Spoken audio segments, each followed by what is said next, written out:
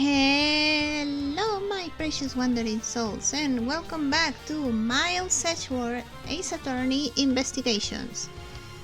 In the last episode,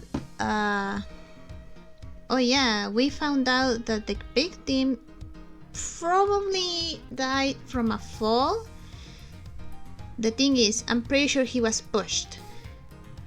Okay, so I think he was pushed. And we also found out that Miss Mill's testimony is kinda weird. Doesn't actually match the events. So again, I think she might be the killer. I don't know. Let's continue.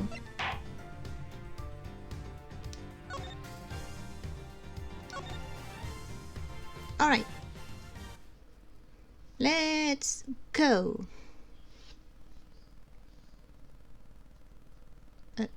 Game? Oh, okay. March 12th, 3:35 p.m. Flight G390, lower deck, cargo hold. Miss Mill. She's sleeping again. Miss Mill. Huh? Do you recall what you said earlier? About when you answered some service calls as we were departing from Sengfa? Huh? You said that Mr. Hicks was sitting in his seat at that time. However, that is simply not possible. Because Mr. Hicks was dead long before we even touched down in Sengfa. Oh? Miss Cami Mill. Maybe I didn't see what I thought I did.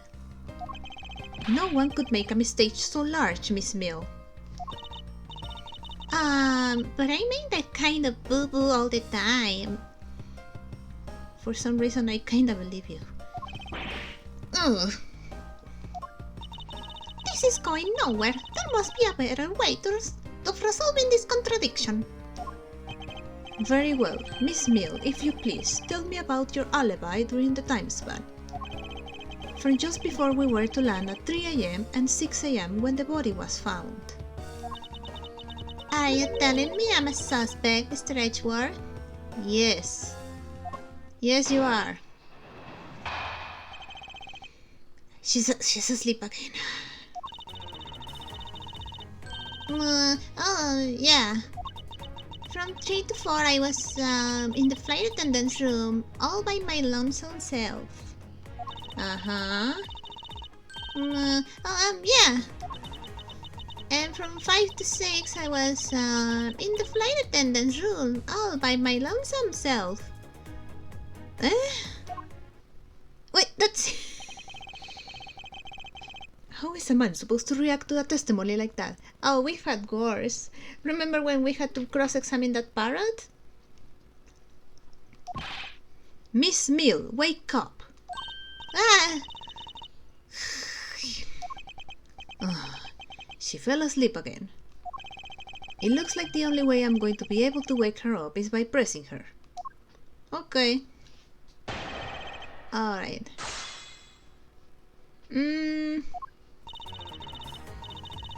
Uh-huh. Maybe I press, I think from 5 to 6, right? Hold it! Hold it!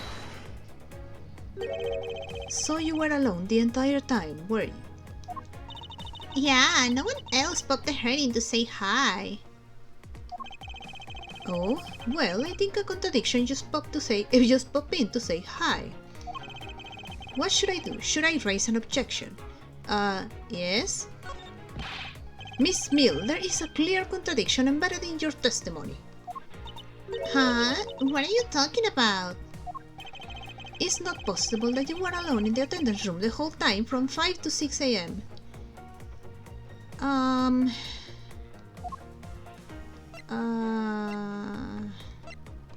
Wait. Huh. Is this it? Oh, I thought I could read it. This one. Take that. I wonder if you would be so kind as to take a look at this receipt, Miss Mill. Huh? A receipt for what? It's for the suitcase Mr. Nato bought. Now, if I may direct your attention to the timestamp. As you can see, it clearly says 5:40 a.m., Mr. Nato.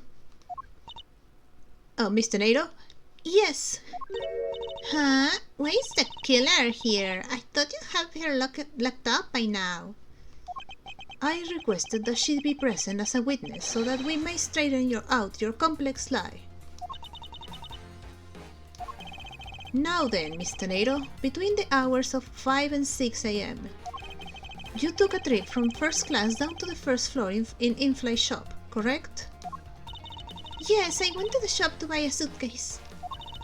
After which, I went straight to the attendant's room to drop it off. And did you see Miss Mill there at that time? No. So, Miss Mill, where were you really between the hours of 5 and 6 a.m.? Stop falling asleep! Miss Cammy Mill! Huh? The bathroom? I'll be the one to ask the questions here. Yeah, maybe that's it. I probably just miss her. Nature calls, you know? Do you take me for a fool? That's a little too convenient to be true. But it's the truth. Cross my heart. I don't have enough conclusive proof to counter-argue her at this stage. You don't believe me, do you? Nope. But please, won't you give me a chance and hear me out? Okay, another testimony. Reason for suspicion. Look, I know you suspected me because I'm one of the crew. But you think that maybe you should also suspect Miss Rhoda too. She's the one in charge of the elevator keycard and the shop, you know. If you ask me, that makes her super suspicious. Please leave Mr. Nato out of the conversation. Only you are under suspicion for now. I don't get it. Why are you covering for Miss Rhoda all of a sudden? Oh, no, I get it. Maybe you've got your eye on Miss Rhoda. No. I like another doe-eyed character with black hair, but it's not Miss Rhoda. In this game, he's often referred as to that man. Of course I'm keeping an eye on her. I can't very well let her escape, can I? That's one way to put it, yeah? Never mind. But you wanna know something? Miss Rhoda actually kinda like... I have absolutely no interest in people who can appreciate my sense of design. She's mad at us. And with a good reason. Now's not the time for this sort of talk. Okay. Let's see. I know you're suspecting me concerning the crew. Do you think that maybe you should also suspect Miss Rhoda? She's the one in charge of the elevator keycard. Okay, about that keycard. Hold it! And what are you in charge of, Miss Mill? I take care of the attendance room. That doesn't count. But I spend so much time in there. It might as well be my responsibility. Mr. Edgeworth, Cammy is very talented in languages. So she assists passengers who may not speak English. Oh, right. I think it was at the beginning of the case. I think it was Mr. Nato who said, oh yeah, we have like a flight attendant who speaks Borginian. Oh. Especially those who speak Borginian. She's the only one on this flight who is fluent. Oh, you mean that kind of what am I in charge of? Why did you say so in the first place? What else could I have meant? Yeah, so I'm pretty good at Borginian. She's fluent in Borginian. Then I suppose you're in charge of processing documents in Borginian. Oh, Yeah, I take care of anything that has to do with Borginian. Very interesting. If you ask me, they make it super suspicious. Okay, all I'm in charge of are the attendance room and some Borginian stuff. Some Borginian stuff, you say? For example, this thing in Borginian? Objection! So you are the only one in this flight crew that speaks Borginian. Is that correct? Ah, I see what you're trying to get at, Edgeworth. Oh, yeah, I guess so. I studied abroad in Virginia for a while. Sleepy. If that is the case, then the signature on this document belongs to you, doesn't it? This is a falsified piece of documentation with only one purpose: to lead anyone who read it to believe that Mr. LeBlanc's statue was loaded in Europe. The only person who could have either prepared or processed this document in Borginian is you, Miss Mill. Huh? Without your participation, the smuggling of the olive thread could not have occurred. Stop! Don't sleep when I'm pointing my finger at you. I need this. I'm probably using this.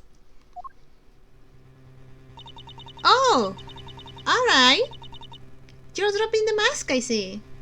Oh, I wouldn't dream of falling asleep on you, Mr. Edgeworth. So they were like bubbles, like from like sleeping. She had this little bubble blower. Oh, it is exactly as you say. Are you confessing to having participated in the smuggling? No, far from it. It's true that I was the one who signed off on that document. But you can use that fact alone to make your allegation of smuggling stick. There is no direct correlation after all. Oh, she's so different. Oh, she's so different. All you have is my signature on a piece of paper. Really, all you did was sign it. I neglected to check if the cargo had been loaded onto the plane properly. So sorry about that. It seems that she's finally woken up. This is going to be one tough fight. Suppose, and this is just a supposition, even if I was involved in the smuggling, you can throw the charge of murder on me just like that. Objection! If you were involved in the smuggling, you would have a strong motive to kill. Agent Hicks was in the middle of an investigation regarding the smuggling ring.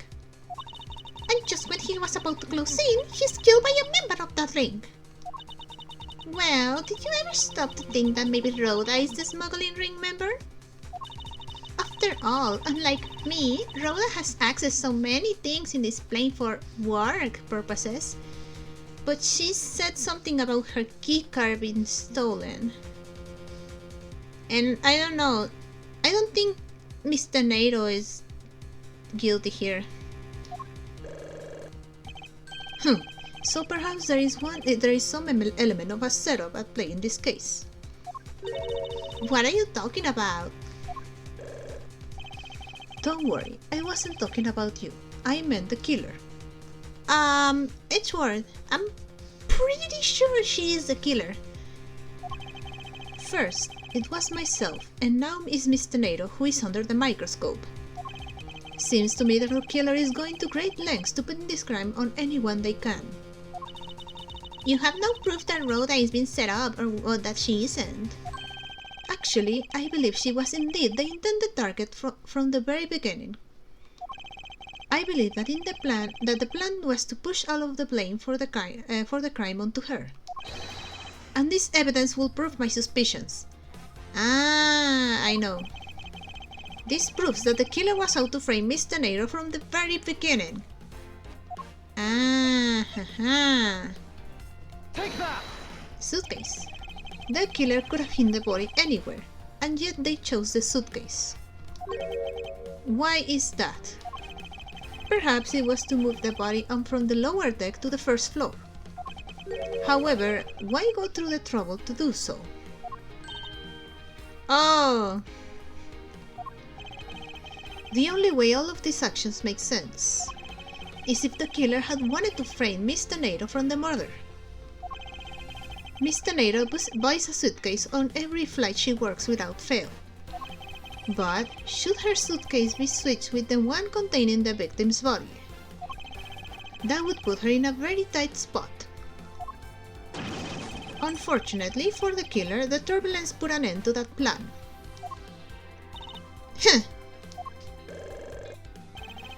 There wasn't enough time to put the body back into the suitcase. Ergo, they made do with whoever was at hand, adapted their plan, and tried to frame me as I lay unconscious on the floor from the turbulence. The killer then went to hide the suitcase in the in-flight shop, and brought the piggy bank back to the elevator in order to fabricate a false weapon. A lot of work for a fruitless endeavor, wouldn't you agree? Sounds like the killer had a tough time too, huh? I mean, why did the killer need to frame someone that badly anyway? That is because of the special circumstances surrounding this particular case. What special circumstance dictated the need for the killer to frame someone? Where the murder took place, when the murder took place, or who the murder victim was. Where the murder took place. The special circumstance is simply that the murder took place on a plane mid-flight. No matter which country, customs is quite strict in this day and age. So no matter what you do, the chances that the body will be found is very high. Therefore, there was no choice but to frame either Miss Tornado or myself. In other words, the only one who fits within the boundaries of the criminal's movements is not Miss Tornado or myself. But you, Miss Camille, only you and you alone could be the killer.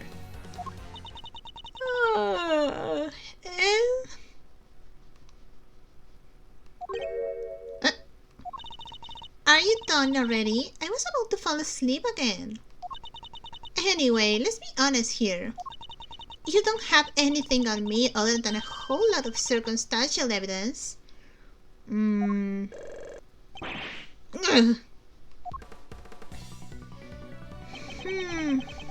I can see the outline of how the murder occurred, but I have no definitive evidence. And isn't there a piece of evidence that's still unaccounted for? Oh yeah! Actually, there is! Do I have it here? The cell phone! We never found it! Something that I still can't quite fit into the big picture. The cell phone! The cell phone is a cell phone! Take that! Right? I don't have actual evidence. I thought not. But that's because it went missing, and still is. Missing? What do you mean by that? In the complex puzzle that is this case, there was one piece I kept getting stuck on. And that is the victim's cell phone. Francisca, you were waiting at the airport for a phone call from Agent Hicks' cell phone. Or at least, that's what you told me. That's right! But Agent Hicks' cell phone could not be found at the crime scene. You mean the killer took the phone with them?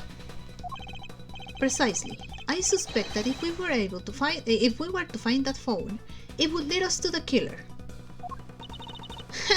Come on, get serious. What now? If the victim fell to his death from that height, wouldn't his phone break as well? Oh, I get it. Okay. So my theory is, the killer, most likely Miss Mill, was trying to take the phone away from Mr. Hicks. And she pushed him, and then the cell phone separated from the strap thing he had on his neck. So she probably has the cell phone, right? She took it in the struggle. We won't know that until we try a little experiment, will we? Francisca, I'd like to ask for your assistance. Ah, I get it. You know the victim's phone number, do you not? Of course I do. Oh, that's her cell phone. Agent Hicks' phone is ringing from somewhere, sir. She heard it. I hear it, Detective. Now, where is it coming from? Oh!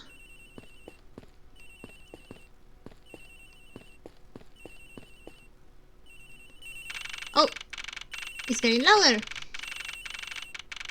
Okay, the flight attendant's room. The ring is coming from somewhere in here, sir. Leave no stone unturned, Detective Gumshoe. We must find it.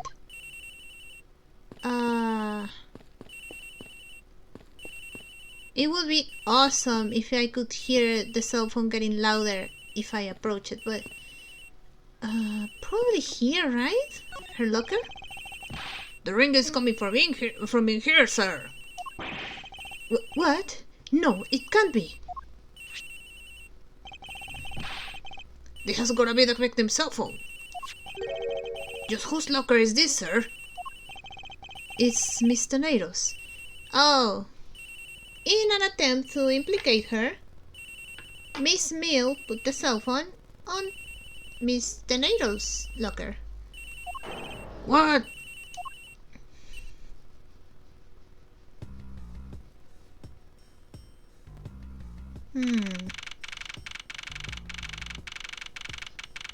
Alright, what now? So, Mr. Edgeworth, how did it go?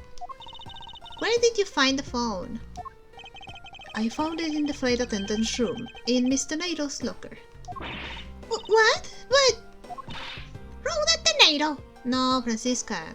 Don't jump into conclusions just yet. I don't know anything about the phone. It wasn't me. Miss Von Karma, I said. I suggest you arrest Miss Rhoda Teneiro right away. Objection! Wait, I have a theory. This is related to the incident with the keycard. When the killer went to steal the keycard, they conveniently stashed the cell phone in Miss Teneiro's locker at the same time. Objection! This is related to the keycard, alright? In the same way that we have zero proof that the killer did just that. Ugh. The only voice that sings the truth is evidence. That is the one bird we cannot ignore. What should I do? Francisca's right. I can offer baseless conjectures at this point. Alright then. Why did the culprit take the cell phone from Agent Hicks? It must have something very incriminating on or in it. Can we check their cell phone? What now, Miles Edgeworth? It's not over yet. We have yet to figure out why the killer took the phone. What? Inside his phone lies the final piece of incriminating evidence that will point us to our killer. We need to examine this phone in more detail. Okay. How do I zoom in? Oh, okay. The LCD is broken. Without a screen, you can even place a call with this. Oh. Numbers? No. What is this thingy? This must be the switch that opens the phone. Oh! Oh, we checked the camera. I mean, not the camera, the screen. For some reason I was like, oh, yes, camera. When did they start putting keyboards like this into cell phones? Hey, this is one of those computer cell phones that they started selling recently. Computer cell phones. Yeah, it's got a computer in it, and it's a cell phone. Neat, huh, Mr. Edgeworth? All you need is in a phone is the phone part, nothing more. Ah, you old coot. I guess yours can't even send out email. Talk about inconvenient. Do you have a problem with what I do and do not and do you have a problem with what I do and do not care for, detective? No, sir. As they say, simple is best. Oh, I get the feeling that Edgeworth's phone is probably the same as Phoenix. Phoenix's phone is also super duper old. Oh wait. Ah, it's a camera lens. Come to think of it, I wonder how exactly was Agent Hicks planning to preserve the crime scene of smuggling? By taking a picture! Francisca, I need you to confirm something. This cell phone, can it take pictures? Mr. Edgeworth, I can't believe you don't know about this kind of basic stuff, sir. This looks like a very similar model to my own. And mine can take photos just fine. Do you think Agent Hicks could have taken some pictures with this? In particular, pictures as evidence for his smuggling case. If so, I'd say there may be some very inconvenient photos in here for a killer smuggler. But the phone's all busted up, sir. Even a super prosecutor can repair a broken phone. Good. I'll find a way. Don't you worry about that.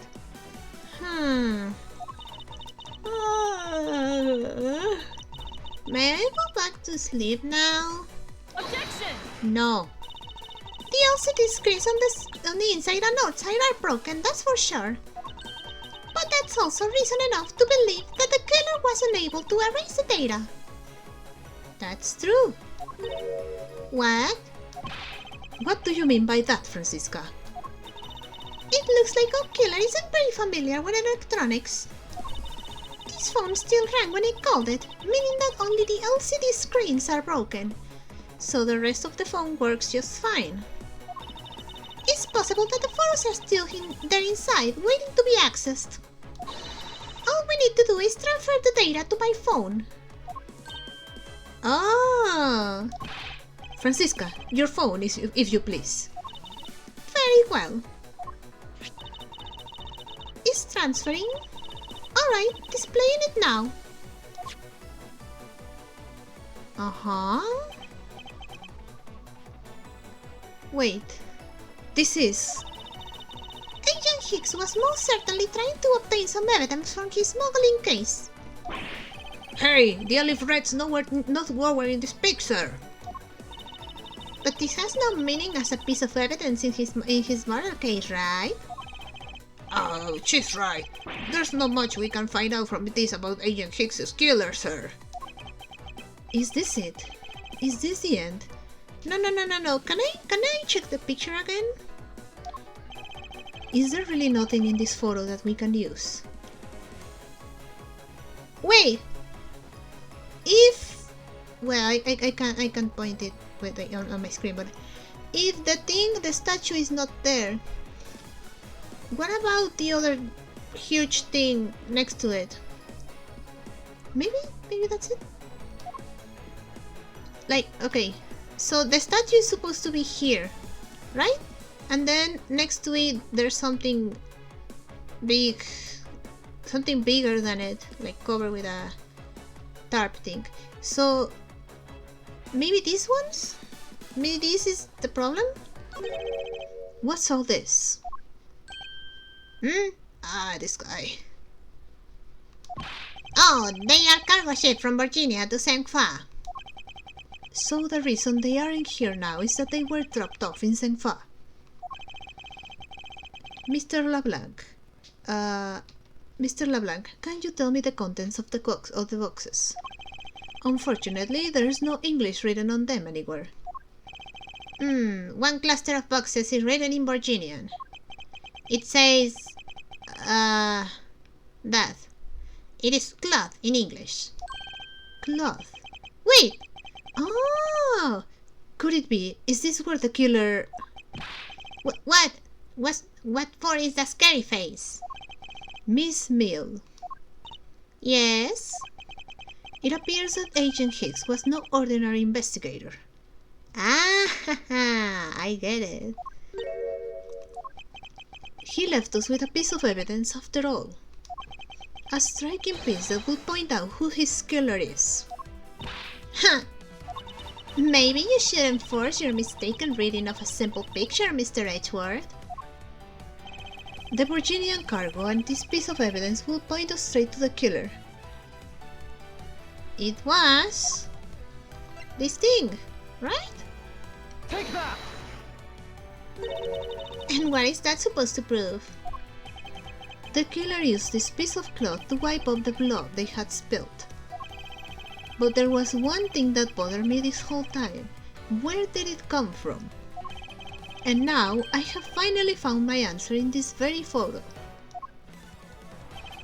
The cargo that was unloaded in Senfa had cloth written on it. In Borginian, that is.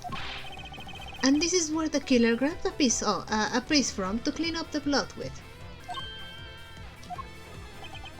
That's right, the killer was someone who could read and understand Borginian.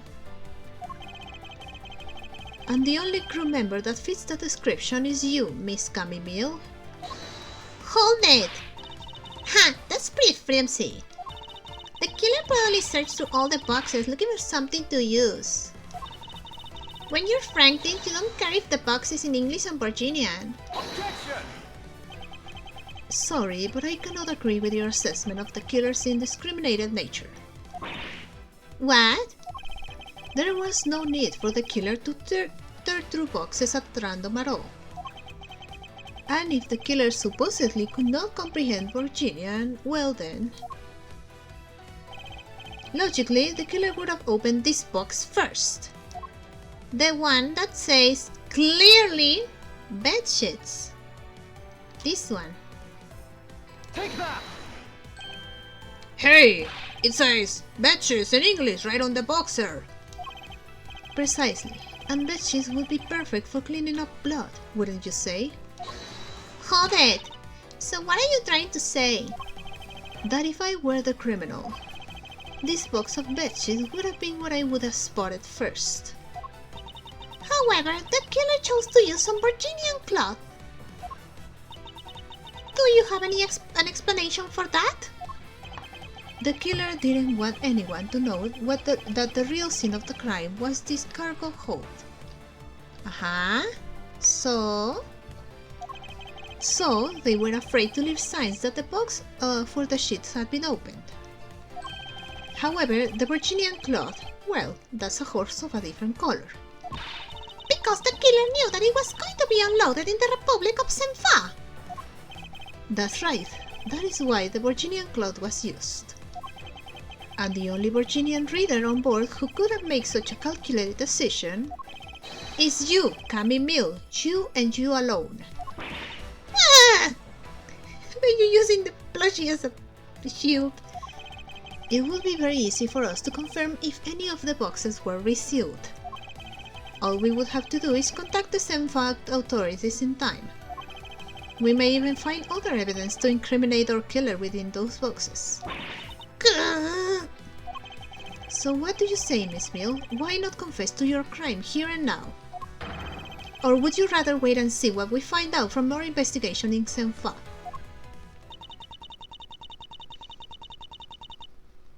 Well?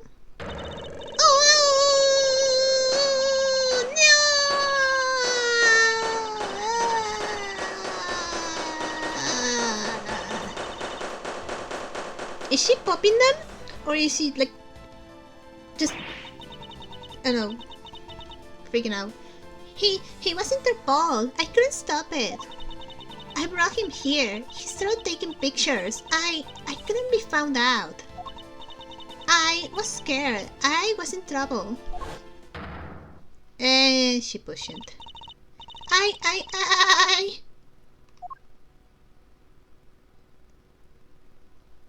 So she did push him. Okay, so I was right. Alright, March 12th, 5:26 p.m. Oh, it's been what? 12 hours? Oh god. We're finished making all the arrangements to take the suspect in, sir. Very good, Detective. What about the smuggling route? Did she say anything about that? They're taking her down to the prison now. Hopefully we can get more out of her there. Whenever we even approached the topic, she just started foaming at the mouth. Ah, she's rabid. It was scary, sir. She probably wasn't prepared to commit a murder all of a sudden. One thing is for sure, the ring behind this whole mess means serious business. It looks like there's a lot more to this case than meets the eye. Oh! Miss Edgeworth! Mr. Edgeworth, sorry! What was it? No, I was like, Mr. Nato, and then I said Edgeworth, and I said Miss Edgeworth. No, Mr. Edgeworth! I just wanted to say how much I appreciate everything you did. Thank you very much. It was nothing. In fact, I should be the one thanking you for your cooperation. But truly, if it wasn't for you, I may not be here right now. Instead, I can continue to serve our passengers as a flight attendant. I hope that, well, please accept this as a token of my appreciation. It's a gift. I'll accept it. That's... I see. You don't have to take it if you don't want it. No, I mean, I would never turn down a lady's generous offer. Oh, thank you! Aw, that's so cute! She looks so cute when she's like smiling like that. Oh, thank you, I'm sure it will serve you well. I don't think I'm gonna use it, but thanks. And remember, we here at Go You Airlines are always ready to serve, Mr. Edgeworth. Thank you, I'll keep that in mind. Hopefully, no other crime will occur when I board this plane again. No, I must bid you farewell. May all your skies be blue, no matter where you go. Aww. She's nice, I like her. I can't believe we weren't investigating the whole day, sir, but boy was it fun.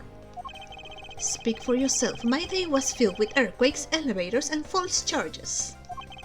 By the way, where's Francisca? Oh, she's filling out some custom paperwork for her departure.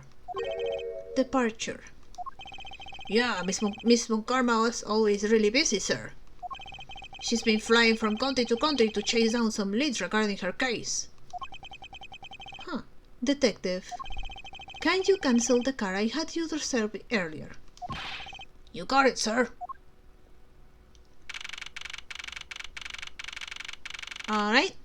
Hope Springs Airport. Oh, she's here. Francisca. I thought I told you when you first landed. I have no time for idle chatter. I have no intention of wasting your time. However, it has been a while since we last met. I also have no time for such familiar reminiscences. Just who do you think I am? You are Francisca von Karma, a very proud prosecutor deserving of much respect. Until only a little while ago, I was but a wretched mutt who was always losing to you. A dancing parrot living her life on the name of fame her invisible father built. True, your father, Manfred von Karma, didn't lose a single case for 40 years as a prosecutor, using some questionable tactics, but yeah. However, I wouldn't say he was invincible. What are you talking about? The group I'm on the trail of is a little more troublesome than most. The smuggling route we found this time is only one sliver of the big picture. Sounds like a dangerous assignment. You really don't have to worry. I can take care of myself. I already took a bullet to the shoulder, so I'm fine. Yes, I suppose you can. Plus, there is another agent on this case with me. Oh, another agent. He's a star among Interpol agents and has the highest successful arrest rate. Who knows, you may even run into him one day. I was simply caught up in this one case. I hardly see why we will cross paths. But this is the AceAttorney series, so it's possible that we will. I suppose. But I thought he would say the same. I'm not following you. You'll understand soon enough. The fight has only just begun, Miles Edgeworth. I'll be back in this country soon enough. And when I am, you can be sure I'll pay you back, in full. Bye, Siska. And just like that, she's gone, huh, sir? Thank goodness, I can finally rest easy knowing I won't have to watch out for her whip. Detective Gumshoe, I want to thank you for all your help and cooperation. Please, Edgeworth, please, raise his salary. He deserves it. Oh, I was nothing, sir. I was just happy to be able to work with you again. Oh, I think I'm gonna celebrate by adding a little extra salt to my instant noodles tonight. Oh my god, the poor guy. Just how much did you cut his salary by, Francisca? You do the same! Detective, I was wondering if you might give me a ride down to the prosecutor's office. Sure thing, sir. I'll even fly down the road in the patrol car if you want. Don't make me remind you, Detective. Safety first. Thus, I solved the first case upon my arrival home. Francisca von Karma, the smuggling route she was after. The leaders of that ring had already put her trump card into play.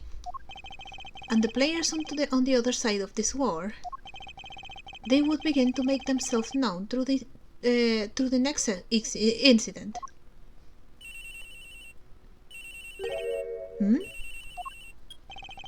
Edgeworth speaking. Ah, finally! I called who knows how many times earlier, but I couldn't get through. I don't know who this is. And you are... Ah, have you forgotten my boy? My voice, Miles, my boy? Miles, my boy. I don't know who Amano is. Or at least I don't remember. Mr. Amano. Ernest Amano, correct? Neutral voice because I don't know who he is. I haven't seen the character, so I don't know how he looks like. What he looks like. So, so you do remember me. I know it's rather sudden, but I can't ask this of anyone else. There's been an incident, Miles. My son, he's been kidnapped. Oh. The end. Of this case, at least. Yippee! And I got an award. Yippee! Alright. I'm gonna stop recording. So, see, I knew it wasn't Miss Tornado. She just, I don't know, she seemed too nice and she was really helping me. So, really, I didn't think it was her. So, I'll stop recording now. So, I hope you liked it. If you did, maybe consider liking and subscribing. For some reason I forgot. And I'll see you in the next episode. Bye bye.